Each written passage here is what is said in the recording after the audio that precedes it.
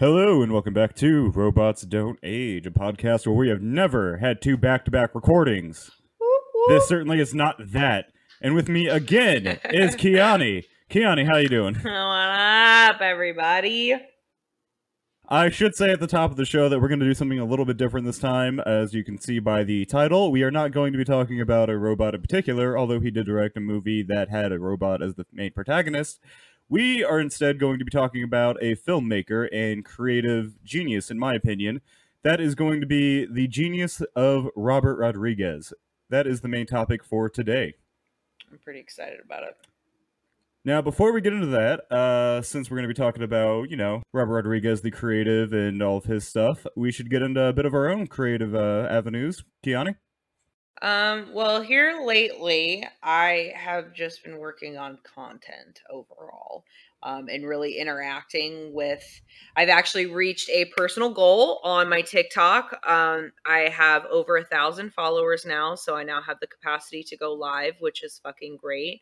Woo! Once I get settled into my new place, I will be doing that so that I can interact with my followers. I have been definitely interacting more on a regular basis. I guess I've been having more people interact with me, so I've been able to interact more, which is nice. And then I try to be really helpful, and I've been trying to think of ways to create videos to give useful, helpful information that other people looking to pursue certain things building a website or getting their art out there, stuff I can give them helpful information or things that I tried and worked, or things that tried and failed, or just Awesome. So if you guys are looking for advice and things like that, or just general guidance, or if you're looking to get pegged, TikTok at Abundance Studio. At Abundance Studio. You thought I'd forget. No, that's going to be a recurring thing. I was wondering because I was listening to one of our podcasts the other day, and I was like, which one of these did I talk about pegging in? Oh, it was the bonus episode. It was the bonus episode. I don't recall. Maybe I didn't listen to that one. Maybe that's why. Okay, because I was like, did I hear that? I don't remember. No, I totally kept that in there. It was gold. I'm so glad. I'm so glad you did, because I want my fucking awkward ass personality to shine through. All right, so your TikTok's been doing really well. What else? It's been doing really good. I also recently have done some shirt designs for some people at my fucking day job, but that was fun, I have sold some random prints. I'm also currently working on a giant painting. I recently just finished a painting, which is the lady with the octopus hair. I don't know if you saw that. I posted her on Abundance Studios Instagram today. So there is that. Okay, and your Instagram for that is at Abundance Studio as well? Yeah, everything is. I've kept everything the same, even keel, just to make it nice and simple for people. Simple. Nice and simple. Cool. All right, if you're done, I got a couple things I can talk about real quick. Yeah, go ahead. Okay, so I am trying to backlog a couple episodes of this because November is coming up, and I am participating in this writing challenge, NaNoWriMo, and the objective is to write 50,000 words of a novel in the month of November. So I'm going to have to put out L. Ron Hubbard-esque numbers each day just to finish it, but I'm looking forward to it. That sounds exciting. Yeah, I mean, it's going to be pretty time-consuming, and it's going to definitely be the bulk of my month, so, trying to get some stuff knocked out of the way for that. CJ and I tomorrow are going to be filming our annual Halloween short, and we are working on a proof-of-concept trailer for something else as well. So, we've been getting the gears turning there, writing a lot more skits. And I actually just finished the first draft of a script, feature-length script, the one I talked about not too long ago on the show. Fuck yeah! I wanted to get it out of the way before November because, like I said, I knew I was going to be fixated on the book. But at 104 pages, it's pretty solid length. I've got all the scenes in there that I wanted, the story beats. I just want to make sure, I go back, get the formatting right, make the dialogue feel as believable as possible. I want you to really feel the connection between these characters because, like I said, it's more of a heartfelt thing than a lot of my previous attempts that feature scripts. So it's going to make sure it has a lot more emotion to it. I'm very excited to hear this. Or to read this, or listen, listen to it. However you let me observe this piece of work of yours, I'm very fucking pumped. I'm very pumped. Yeah, the bulk of my energy has been coffee, so shout out to caffeinated beverages. Yeah, no shit. Give me that fucking hot bean water, please. God, there's a reason why my Twitter handle is Cody Has Coffee. I can't start my fucking day without drinking about 10 cups of half-calf coffee. I've been going through a lot of coffee my fucking self. I've also been taking things to my day job and doing content stuff and stuff that has to do with the website there. And like, I bring a whole fat ass thing of coffee, and then I also end up buying coffee while I'm there. It's ridiculous.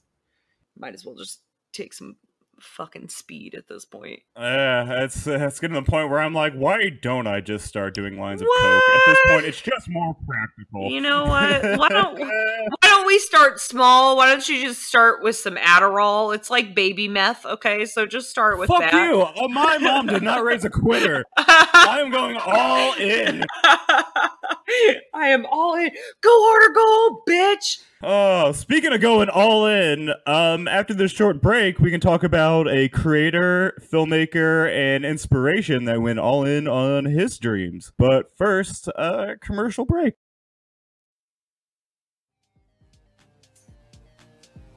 Hey guys, what's up? It's your host Cody here. When I'm looking for something new to wear, or possibly a new coffee mug, or something to decorate my apartment, for example, I like to shop at AbundanceStudio.com. That's where I've gotten a lot of custom paintings, as well as my new hoodie for the season of October, the perfect time, still not too late to order, and my excellent coffee mug that says Feed Your Focus with her original artwork on there. And by her, of course, I'm referring to our constant guest, Keani Kern. So if you're looking to support local artists, just hop over there and check it out.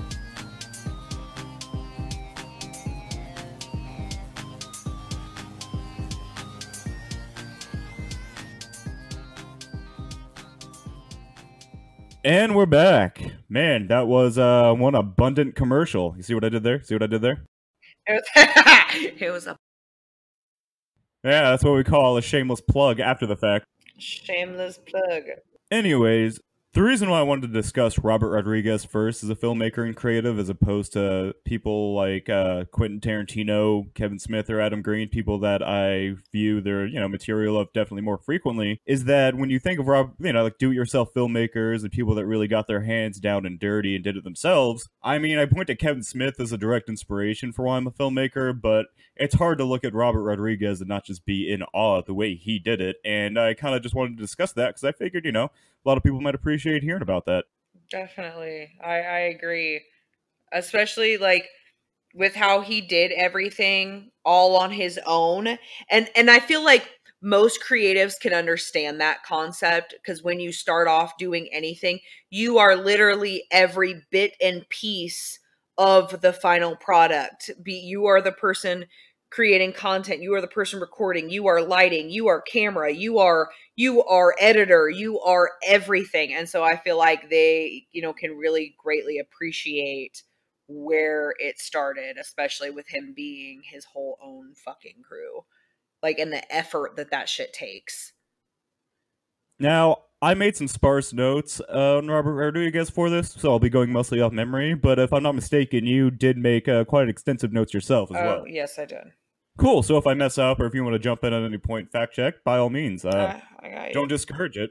So he started making films when he was younger, usually using his siblings. The notable one, I believe, was made Bedhead, which he entered in the film festivals.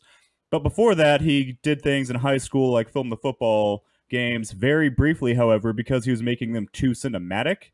Yeah, and because he would do things like filming the football in the air and not showing just the whole plays, he was fired shortly thereafter. And like he would like record the parents' faces and stuff. So everything was a very like cinematic style. Like if you were watching, a football movie, it'd be like, that final run, and then you'd see the girlfriend standing up in the stands. Like it was just, I think it was cool, but obviously the school wasn't fucking for it.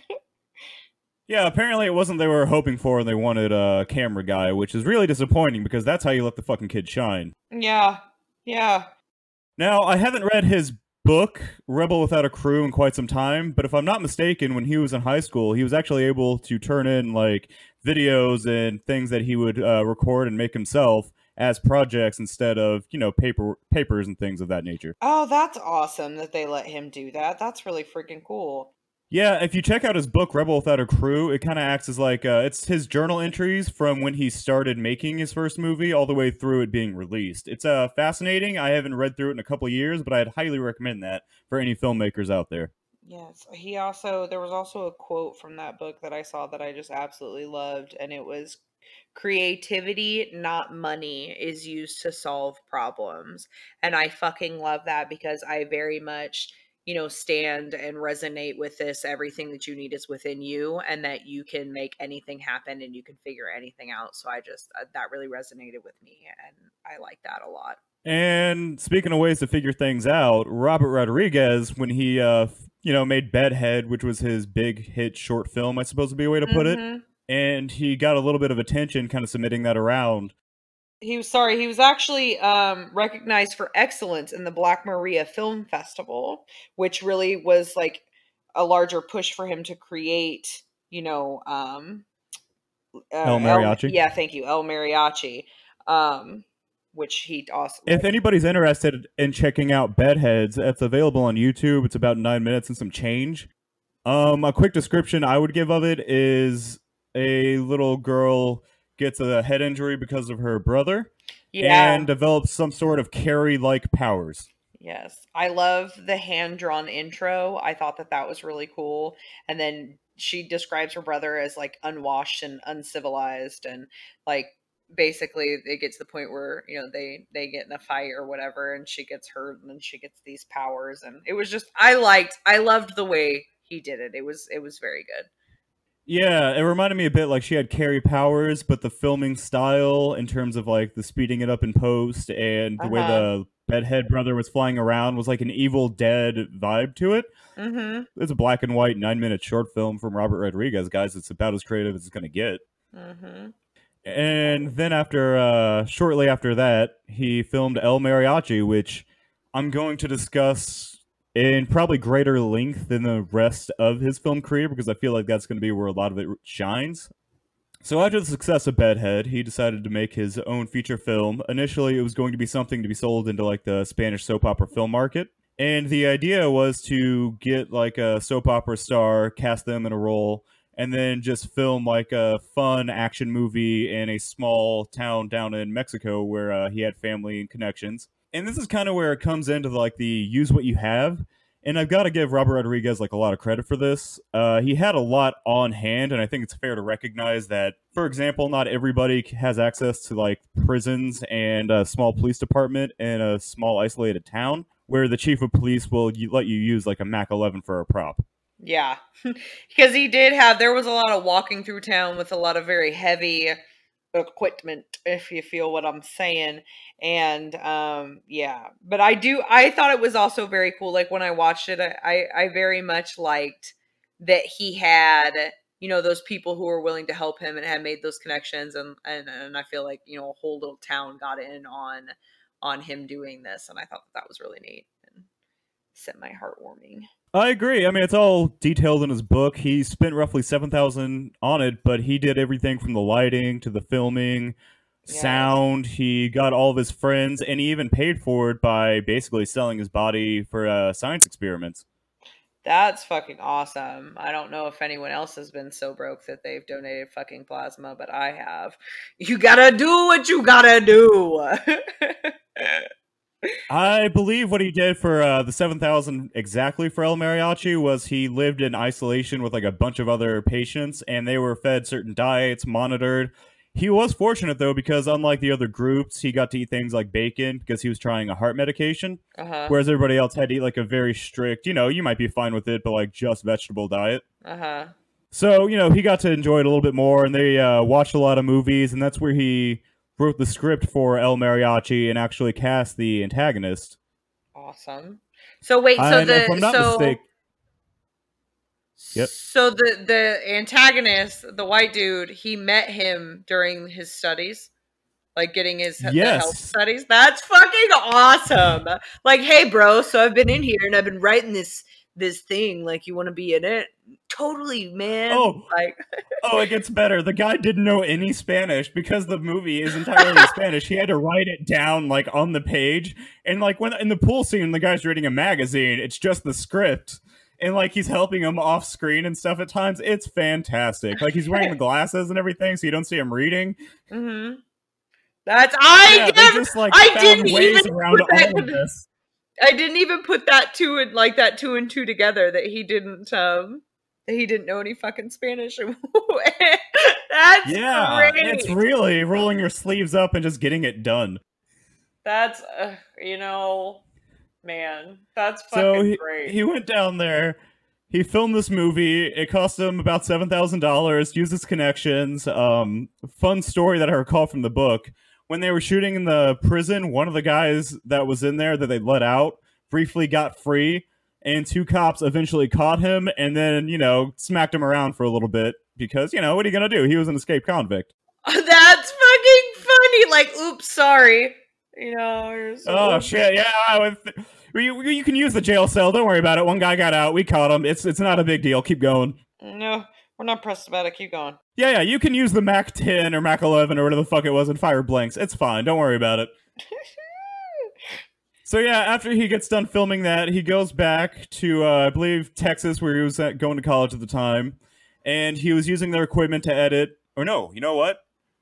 He was not using their equipment. He had his own, in his apartment, his own editing machine. I cannot recall the exact model or name of it right now, but he would be editing in his own apartment and doing, again, really like all of the work himself to get the film done. I think it said that he edited on like two VCRs. Like he had like two VCRs that he was utilizing. He did a lot of tape to tape editing. I don't know if that was for El Mariachi or was earlier work. I can't recall. Now he did, which this doesn't have to do with the movie, but I still enjoyed this. While he was in college, he made a comic strip called Los Hooligans, which the characters were based on his siblings, and it was like a 3-year running comic in the student newspaper. It was called the Daily Texan. But and his drive for that, since you brought it up, he had someone else there that was another artist that was better than him, but that was his motivation to keep going. He's like, well, if that guy's better, then I just have to keep working until I'm as good as him. And he encourages people to, like, if you, for instance, have writer's block or, Keanu, in your case, I don't know what the equivalent of painter's block would be, but essentially, like, you just get started drawing and eventually the rest will come to you. Like, you'll start getting motivated if you just start trying to go. Yeah, I do what I call play. And it's where when I'm feeling that way, like I'll just get out a random empty canvas and I will literally just like start throwing paint on that shit and like smearing it around with my fingers, adding different colors, using different stuff. Like maybe I wouldn't usually use like glitter or texture or, maybe I have some random pieces of clay. I just play with my craft. And I feel like by doing that, it kind of, frees up that block and just kind of gets my creativity and my imagination flowing because it's like outside of the norm and there's no expectations to it. So it's just kind of, it's just very, very free flowing and helps get my brain back on track. Yeah, it'd be kind of like if I decided to try a writing exercise. I have been fortunate lately because I haven't had any stoppage, but it is something that I feel like people should take note of from, his advice that it's universal to everything. Yeah. I feel like it can really be applied in any area, especially when it comes to creativity, like creative type shit, which everything is creative shit as far as I'm concerned. Like everything comes from your imagination or creativity, no matter what it is that you're doing. Speaking of creativity, no matter what you're doing, I don't have a segue for this. But after he got back and started editing El Mariachi, he started shopping it around. He almost sold it to one direct-to-video distributor for $25,000 because, you know, that's what his initial goal was. He was going to sell it and use the money to make a slightly better version and keep convincing people and work his way up through the Spanish video market and eventually, you know, make bigger and bigger movies. Mm-hmm. A very practical approach. So he started going through the motions for that. The contracts got held up, and he started shopping around, I believe it was Bedheads, with a trailer to El Mariachi attached. And people would see the trailer, and they'd be really impressed, like, oh, that looks really good. You know, how much did you spend on it? And you'd be like, oh, yeah, it cost me about $7,000. Like, oh, that's pretty good. Most trailers cost you about $10,000, $20,000. He's like, oh, no, the whole movie cost me $7,000. Oh. So it kind of became like this ongoing thing where everyone's like, wait, you made a whole movie for $7,000? And he kind of like marketed it based on that and started shopping it around. Uh-huh. And eventually it led to him, you know, selling it to the Weinsteins. But he did come up with like Kevin Smith and Quentin Tarantino in that realm of like 90s hit filmmakers that were this cool indie niche. Mm-hmm. And I don't know, like just a class of some of my favorite creatives. Their movies just have a different vibe.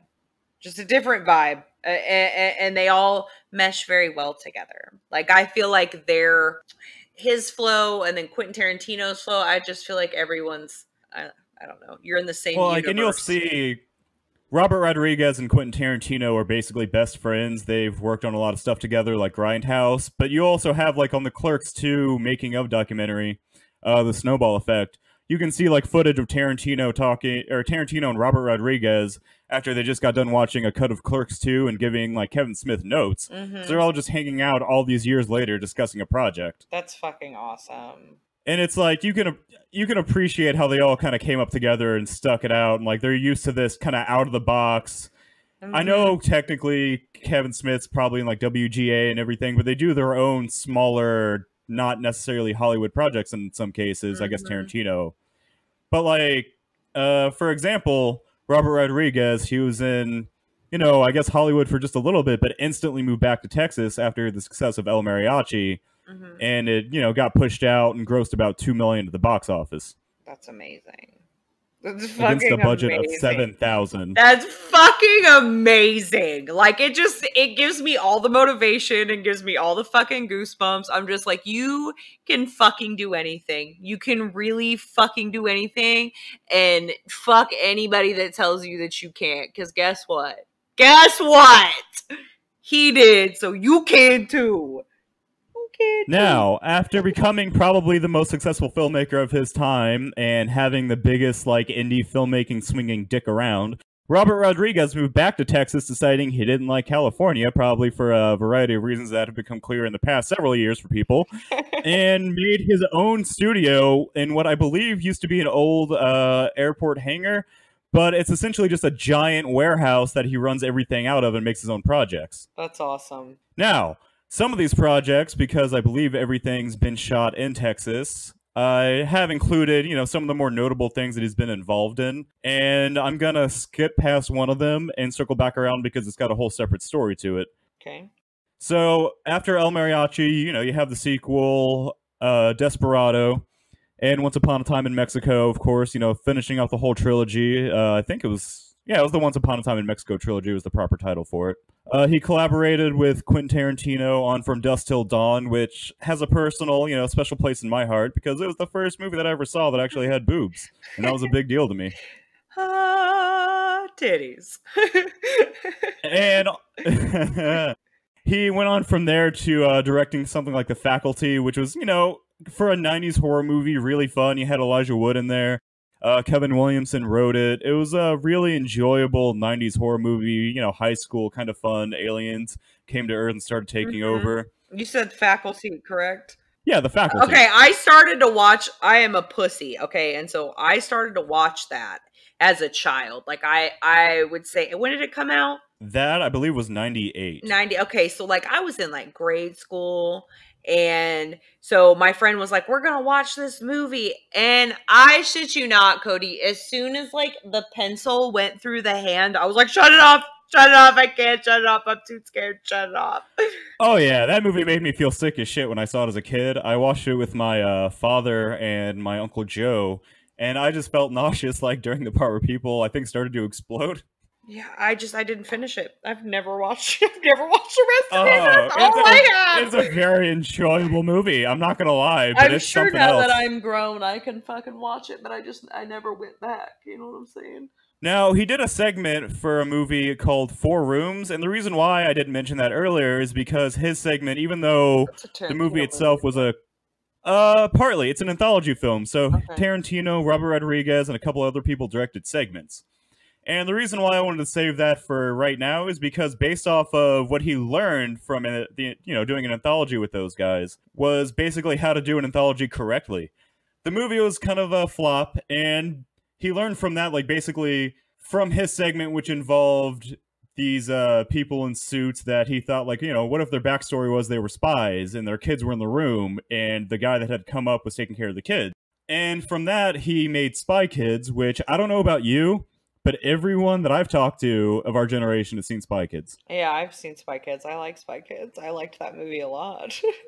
Yeah, he got the inspiration from Spy Kids just from well, I'm not going to say failure because he doesn't like to use the word failure, but from Four Rooms, what he learned off of his segment of Four Rooms. Mm-hmm.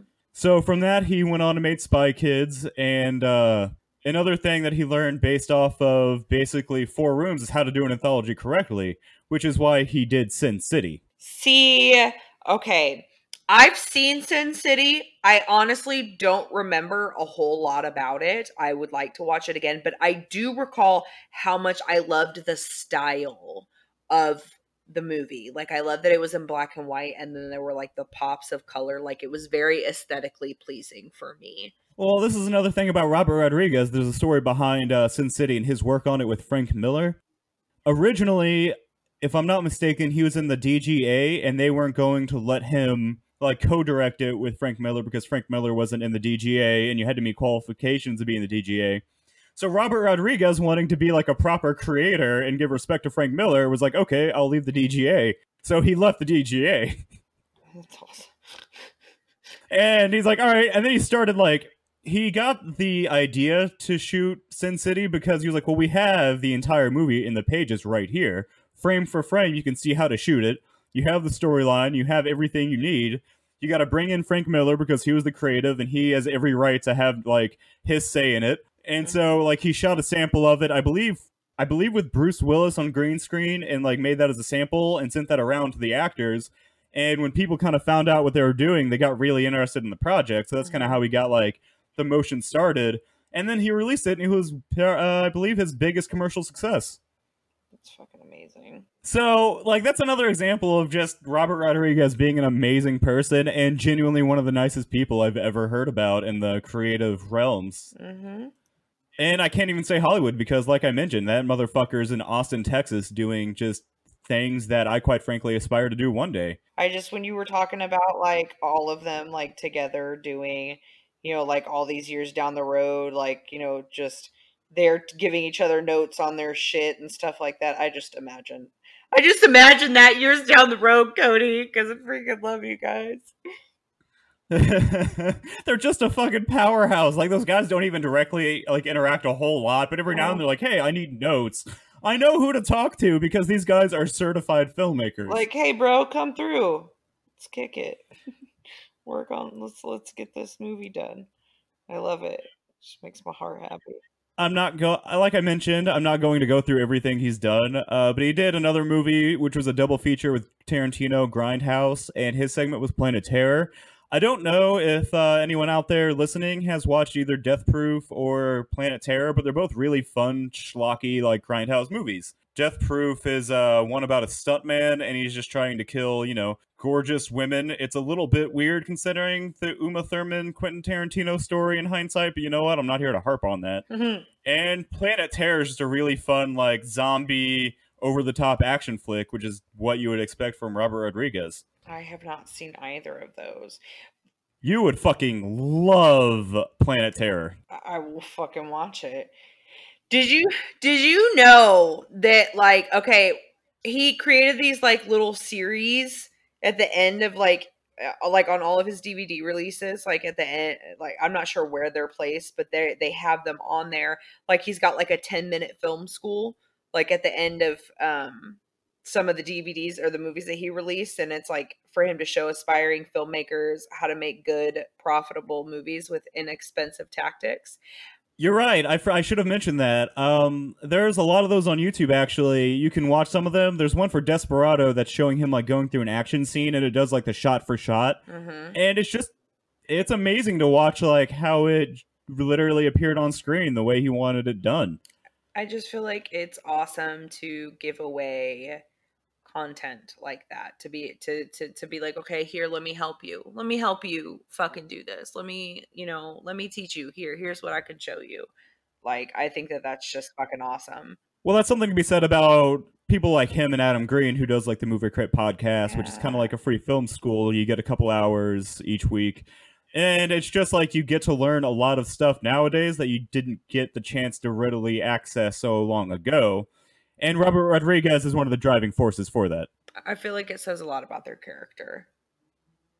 And, absolutely, quality people. Mm-hmm. There's also some called like the 10-minute cooking school that he did, which is like they'll make like foods that were like eaten in the film or like during the making of the film, or like say character like ones that have like character relevance. Like he did one that was like somebody's, like one of the characters, it was his famous barbecue sauce or something. Oh yeah, and there was one that was like drunk tacos or night tacos, street tacos. Yeah, like I think it was breakfast taco, morning tacos, or some shit like that. But I don't know. I thought that was pretty neat, like a little neat side note. Do you have anything else you want to talk to me about before I get to my current updates and finale for the man? Nope. I think that about covers all my notes. Alright, so while having mostly just a success with his films, he ultimately decided to buy a TV network.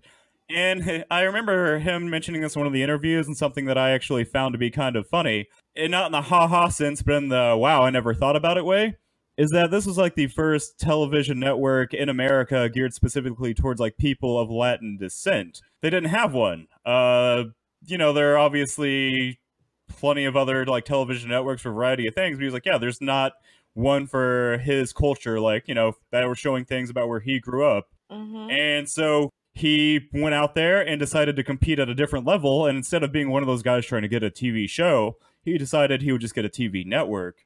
So he became one of like 116 people to put in a bid, and ultimately founded the El Rey Network. That's amazing. Now, I've only watched one show off the El Rey Network, and that's from Dusk Till Dawn, the series. And I am saying this as a diehard Tarantino fan. It is much better as a show than it is as a movie. I would recommend anyone who's a fan of the movie to check it out. At least watch the first few episodes. It goes a lot deeper into the lore and mythology, and you still have a lot of the crime aspect that I absolutely tune in for. Awesome sauce. Now, Robert Rodriguez is the constant inspiration, and he's really the best case scenario that I could point to for like a self-made filmmaker.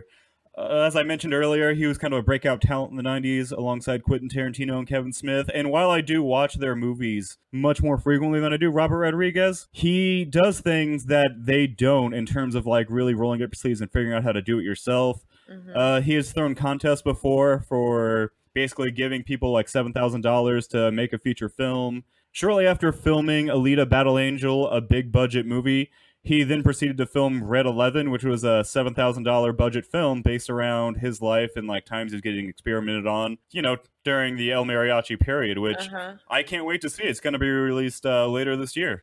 That's awesome. That makes me smile. Like, I love that he's like doing contests like, here, yo, I did it with 7 Gs. Here's 7 Gs. Like, let's do it. Let's do this. And I've often talked about if I had to work at one network, it would always be the El Rey Network, because they just have, I can't imagine what the work culture is like over there, but there would just have to be different ways of doing things. And I would just love to see it firsthand. I would just imagine that they're amazing and like fucking decent human beings. And it's not like, I would imagine that it's a very fun, and I just imagine it's a great environment. It would be more like Pixar, I believe it is, where you walk in there and, everyone's in a good mood. And if you're not feeling creative, they don't want you to come in today. Opposed to Disney, where everyone's apparently just really fucking sad and depressed and overworked. Oh, I could imagine. I could imagine. Like, I would love to just have the environment where it's like, you're not feeling it today. You're not feeling creative today. You know what? Why don't you just go home? Here's a coffee and a hug.